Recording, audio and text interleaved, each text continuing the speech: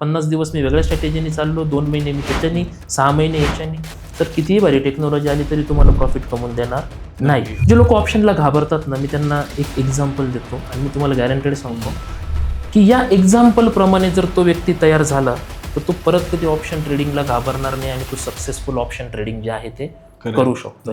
खरंच कोर्स करून सामान्य माणूस शेअर मार्केटमध्ये पैसा कमावू शकतो का? तर हे AI ट्रेडिंग म्हणजे काय? आज जे आहे तुम्हाला टेक्नॉलॉजीचा आधार जो आहे तो घ्यावाच लागणार आहे.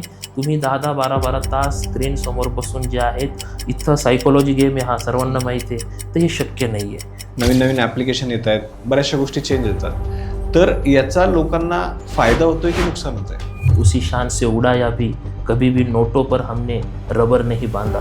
तर हे ऐकायला फार भारी वाटतं, पण आज लोकांना काय वाटतं की शेअर मार्केट तो जरिया माझ्यासाठी बनू शकतोय की जिथे मी तो पैसा कमावणार आणि हवा तसा जो आहे तो पैसा मी इथं उडवणार आहे. मग आता ती लाईफस्टाईल जगायची ना, मग काय करायचं? 500 टाइम्सचा लिव्हरेज तुम्हाला जो आहे तो मिळणार आहे.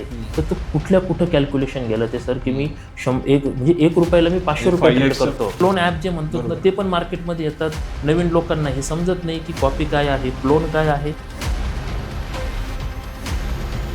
हा माणूस त्याच्या पाठीमागे जातो आणि तिथे जे आहे ते पैसे डिपॉझिट केले, नंतर कळालं की ती वेबसाईट, ते ॲप जे आहे ते बंद झालं. प्रॅक्टिकली शक्य आहे का की आताच्या काळात ज्या काही टेक्नॉलॉजीज आहेत, AI आहे, त्यांचा वापर करून आपण शेअर मार्केटमधून पैसे कमावू शकतो का?